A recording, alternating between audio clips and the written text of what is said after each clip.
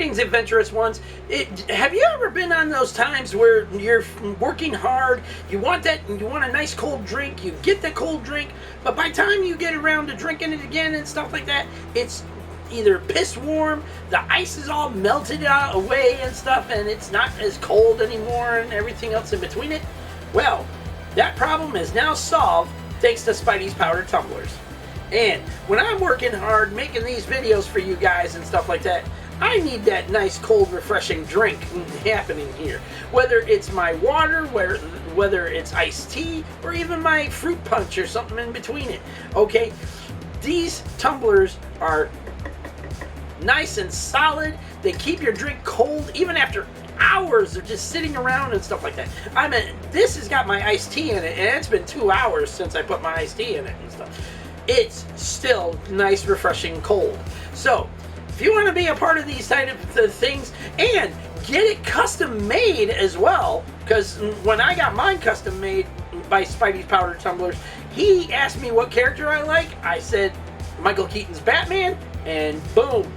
He's also done ones for Legion of Comics, DJ Lynx, and among others in the comic book community and toy community as well. So, if you want to be a part of that and you want to get your own custom-made tumbler made for you and stuff like that, follow the link down in the description below to Spidey's Powder Tumblers on Instagram. Let them know Joseph Michaels, the Adventurous Joe, sent you. Now, back to the video.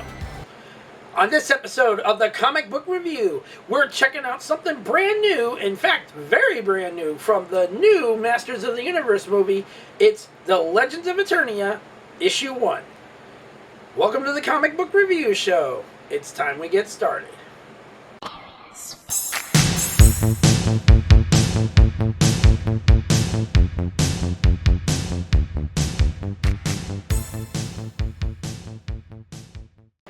Welcome back, adventurous ones, for a new episode of the Comic Book Review. I'm your host, as always, the master of all multiverses, and the reason why they've all turned into absolute and total shitfest. Yeah, unfortunately, wherever there's a Joseph Michaels, there's always a problem. But in this universe, I'm not sorry for it one damn bit, and you're welcome. Joseph Michaels, the Adventurous Joe, at your service, and always fueled by tacos and sarcasm on this channel. Anyways, we're checking out something brand new today, and that is Masters of the Universe, Legends of Eternia. Now, when I heard about this one, I was not sure I was going to get it or not, and somehow during my ABX Comics and Games monthly poll for July, it ended up in there, and Paul asked me if I still wanted it, and I said, yeah, why not? We'll give it a shot. It's a manga style. It's in manga style, but it's not in black and white, by the way. It's taken the manga style format, and it's not backwards reading. It's actually read from cover to back cover, and not back cover to front cover, like most manga are. So, what's it about? You're about to find out, because on this episode, we're going to check out what this first issue is all about. How does it tie into the new movie and stuff, and everything else in between? So, let's get it cracked open and see what we got. Stick around. Alright, adventurous ones, here it is. Masters of the Universe, Legends of Eternia, issue number 1. And like I said, was telling everybody and stuff, this is based on the new movie and stuff. And it says, it's showing He-Man leaving at the end of the movie like he does. I have the power, and Battle Cat and him take off. And then it's showing them returning after what happened and stuff. And basically, they're saying, to tell you everything is under control in the avian village once again, and Cringer is coughing up frickin' feathers. Cringer / Battle Cat is coughing up frickin' feathers, and his mother, Queen Marlena, says it's good to know Eternia is in capable hands once again. Your father would be so proud. And Man-at-Arms, Idris Elba, Man-at-Arms is saying, I taught him everything he knows. Okay, maybe not the He-Man Masters of the Universe stuff. Breaking the fourth wall there, Man-at-Arms. Breaking the fourth wall. We're really sticking with He-Man, Tila says. I think... Roboto says, I think it's sketchy. And she says the robot named Roboto. It's got that sense. It's got that humor. It's got that humor. And Queen Marlena says we have a lovely feast prepared. And Battlecat says, thank goodness, I'm starving. And Tila says, after dinner we have a surprise for you. I can't wait for you to see it. And Adam slash He-Man says, I love surprises, I think. And then they go into the Great Hall and stuff like that, walking in there around the tables and stuff. And Adam says, wow, that is the biggest table I've ever seen. And Cringer says, to be fair, you are also the biggest dude you've ever seen. Great point, he says. So, I've been kind of dying to ask what everyone has been up to over the last 15 years I missed in Eternia. And they all got this look of... see, there's Tila, Fisto, Ram Man, Mechaneck. They all got this look of despair on their faces. Like, you know, what the hell just happened here and stuff like that. Okay. And Adam says, I spent a lot of years drawing pictures and writing stories about what you were all up to. I figured Ram Man was ramming and Fisto was fisting. And he says, you nailed it. And Ram Man says, yeah, pretty much.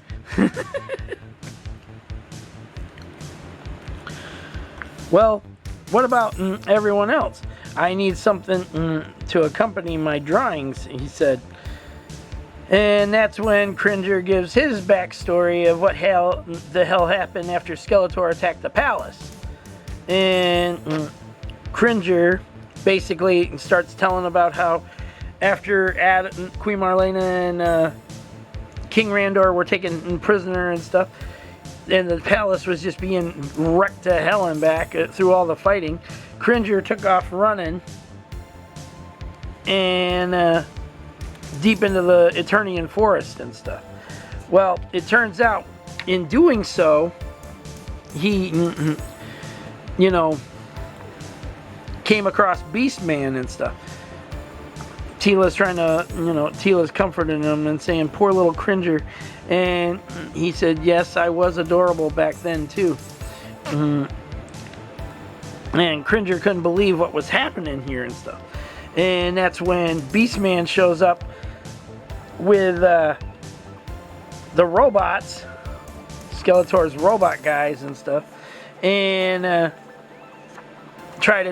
they try to take Cringer and prisoner and stuff. And that's when this gorilla shows up, swings in, picks him up, and attacks the robots, beats the crap out of them and stuff. And that's when he takes Cringer to the cave. And in doing so, this is where we meet the big red dragon guy. Now, a lot of these names I remember from the cartoon and the old comics and stuff like that, but some of them I couldn't pronounce if I tried. He says, I will neither confirm nor deny that I may have soiled my fur a bit. And the dragon lights a fire for him and stuff and says, hungry? And little Cringer's going, please don't eat me. And they both start laughing. And that's when the gorilla says, she was asking if you are hungry. And he says, oh, you aren't going to eat me? And that's when the gorilla says, "As what? An appetizer? You'd barely fill the gap between Marithgor?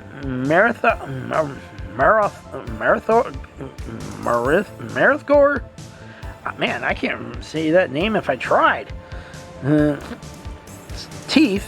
If you were a snack, I wouldn't have gone through all that trouble." And that's when Cringer, they allow Cringer to, sniff their hand and stuff. And the gorilla says, "I'm Arulin?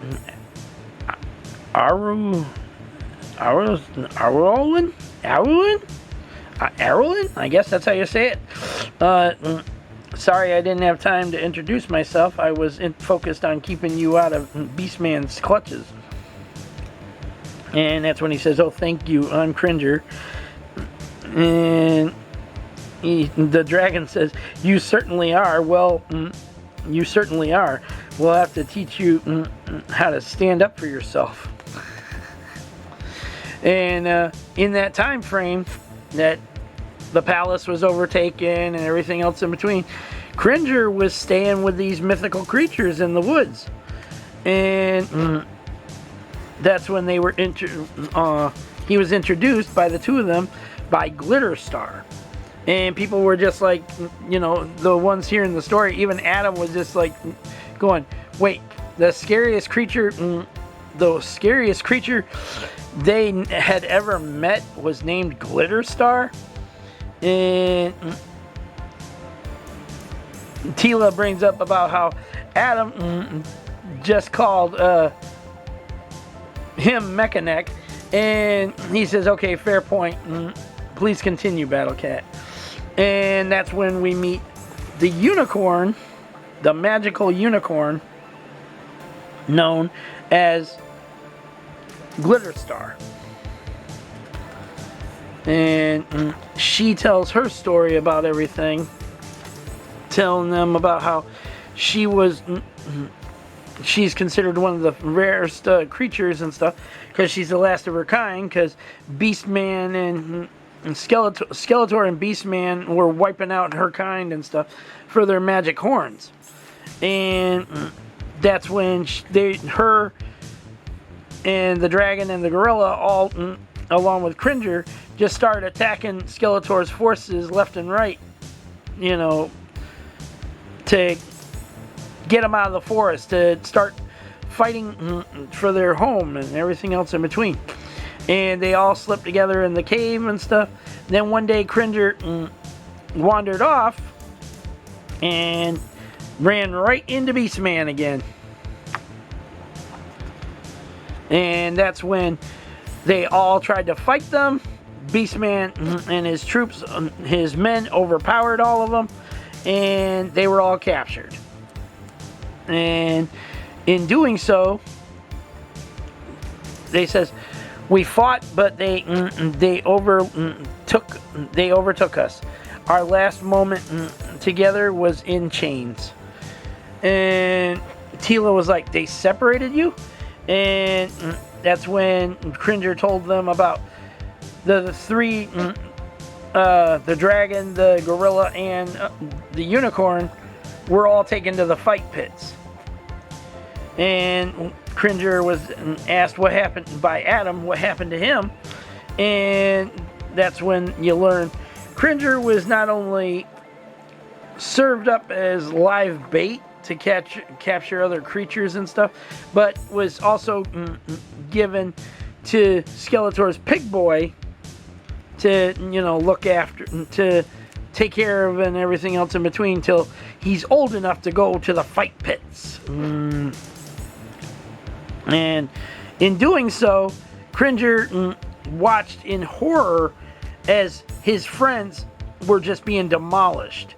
And then Pig Boy here, going against the orders of Beastman and Skeletor, going against the orders of Skeletor in general, took and sold Cringer to someone else, and they threw Cringer in a cage from there. And Cringer ended up escaping out of that cage and ran into the unicorn. And that's when she's coming out and fighting everyone else, and she tells Cringer to run, and Cringer just takes off running as fast as the little guy's feet could carry him. And she said, with tears in her eyes and water coming out of her nose and everything else in between, she says, "Be well, little brother." And Skeletor orders her death, but save her horn for me, he said. And that's when it just culminates into a final fight for her and stuff. And Cringer watched in horror as it all came to an end. And Adam asks, "What about Glitterstar?" And that's when Cringer starts crying and says, "No one made it out of the pits. No one expected the tales of the lost years to be happy, did they?" And that's when Teela speaks up and says, "You were right. The fiercest warrior's name was named Glitterstar." And that's when Adam/He-Man raises his cup along with everyone else and says to Glitterstar, "Defender of Eternia." And everyone else says to Glitterstar. And that's where issue 1 ends. And like I said, this is a sad tale. I mean, and if this is how it is for the aftermath stories and telling you what took place in those 15 years that Adam's been missing and gone from Eternia, and what Skeletor did to everyone, this is going to be hard to swallow. I mean, not only that, but to read through everybody's traumas and everything else in between. And like, there's also supposed to be one story just about Skeletor and why he decides to take over Eternia and everything else in between it. So look forward to those issues later on down the road. And that's it for this one, Adventurous Ones. Now we're going to return back to normal viewing and finish out our review and give you our final thoughts on it as well. Stick around. So, what'd you think of that one, Adventurous Ones? This is a sad tale. I mean, my God. To learn that Battle Cat, Cringer here, wasn't just in the care of King Randor and Queen Marlena and Adam and stuff. He went through a lot of hell under the capturing of him from Beastman and capturing of his mythical friends and stuff, to watching them all suffer and die in a fucking gladiator pit of all things. I mean, my God. Now, is the story worth its weight in gold and reading? Oh, absolutely. Not only does it give us a backstory on Cringer and stuff, but it also is an aftermath story of where Masters of the Universe ends in the movie, the new live-action movie. Because at the end of the movie, Roboto is receiving an urgent, red alert, urgent transmission from the Avion Village, okay, which is basically where Stratos and all of them are from. Okay, so He-Man, Adam, and Cringer turn into He-Man and Battle Cat, and we see them riding off at the end of the movie and stuff. Well, this is the pickup where the movie ended, and aftermath of after they get back to the Palace of Eternia and everything else in between, and they asked them how'd the mission go with the Avion Village and stuff, and Adam/He-Man says, "Oh, we probably could have done things a little better," and Cringer is spitting out feathers. I was like, okay, that was weird. Anyways, my thoughts on this one. This is a 5-issue limited series, and the first issue is out now and stuff. Ask your local comic book shop, or if you don't got one, then check out our sponsor for this episode of the Comic Book Review and all comic book reviews, ABX Comics and Games, down in the description below. Not only can they hook you up with what you're looking for and stuff, but they also might even have this one still in stock. So if you want to get in on it after our review, then check out the link down in the description below to ABX Comics and Games. Talk to Matt or Paul, and they'll hook you up today with everything you're looking for and stuff like that. If you're behind on certain issues, they can check their back issue bin and see if they got it. If you're falling behind on those newest issues that are coming out every month and stuff, but you just can't keep up with them because you don't have a local comic book shop, they're the answer for you. Let them know Joseph Michaels, the Adventurous Joe, sent you. Now, my final thoughts on this one, I'm going to tell you right now. I love the story. It's very heartening and sad to hear, but it's also telling you what happened in those 15 years Adam was gone, okay? What happened before that and stuff? Why did Skeletor suddenly decide to attack Eternia, the Palace of Eternia, and take over Eternia itself? You know? It all culminates in this story here. Starting with Cringer's story. Then the next one is supposed to be Skeletor's story and everything else in between. There are 5 issues to this whole thing, and that brought to you by Tokyo Pop. And I gotta tell you right now, it's been incredible. The artwork is great. It's in manga style format, but at the same time, it's not in the traditional where it's all black and white and you have to flip from the back cover to the front in order to read the whole story properly. Now, is it worth your time to get it for this $5 price tag? Yes! Go get it now if you're still able to. And read it, because it picks up not only where the new movie leaves off, but it also tells you exactly the backstory of Cringer himself before he came into the possession of the Randors, if you will. Alright? And Adam, being Adam's friend and pet, okay, everything else in between. The story is sad in itself, but at the same time, it's a beautiful story to hear because it makes you respect not only the Masters of the Universe itself, but also the characters within it.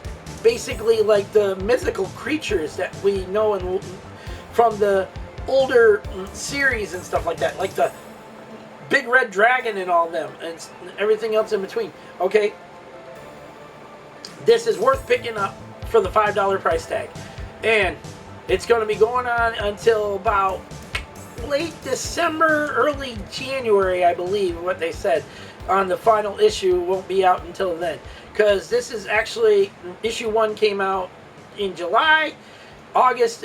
September will be issue number 2, and October and November will be issues 3 and 4, and then around late December, early January is supposed to be the final issue. Either way, it's worth the pickup and highly recommended by yours truly, the Adventurous Joe himself. So, when you get a chance, check your local LCS if you got one, and if not, check out ABX Comics and Games below in the description below. And that's it for this one, Adventurous Ones. Don't forget to like this video, subscribe to the channel, leave your comments, and hit that bell notification so you don't miss on anything we still have coming up on this channel in 2026. There's always more on the way. You never know what's going to be on this channel unless you hit the bell and set it to all. And if you want to be a part of our end of the month giveaway for your chance to win a $10 gift card of your choice if you win the duck race, video is up on the channel right now. If you want to be a part of everything, head over there to that giveaway video, follow the 3 rules of the video, and enter the hashtag Road to 1K. And you're all set to go. All entries must be in by August 29th, 12 a.m. Eastern Standard Time, because once it hits 12 a.m. and goes into August 30th, all entries are closed, okay? Because we're going to be, not only are we going to be closing out the giveaway, we're going to start putting together all the names and making sure everyone followed the rules of the giveaway, putting them in the duck race, filming the duck race, finding our winner, contacting the winner ahead of time so we know what they want, and they get their prize on September 3rd. Sorry, almost said August 3rd. That part already got done. So, until the next time, Adventurous Ones, till the next trip to Eternia review, Peace out. May the force be with all of you. And every last one of y'all, have a safe, lovely, and beautiful week out there. Take care of yourselves, your family, your friends, your pets, loved ones in general. And for the love of God, people, be smart out there, okay? I know people like to run their stupid mouths and to say stupid shit that gets you thinking, oh, I gotta listen to this person and say, you know, do whatever they're telling me to do and stuff. You know, yeah, that's how people get badly hurt or even worse, taken out of life forever. All right? Use your brains, people. That's what they're there for. And get them safely to those people that love and care about you the most, all right? And every single chance you have, because there are no more second chances in life. There are no more second chances in life. And we don't live in safe times anymore. One day you could walk out that door and you might not be coming back. Or one day your family might be coming out that door and you say, well, I'll say I love you to them and stuff like that later. And you might never get that chance again. So always do what you need to do. Every chance you have, use them wisely and use them smartly. And tell those people in your life how much you love and care about them in return. Until then, take care. God bless to all of you out there. Please remain safe. We'll see you all later.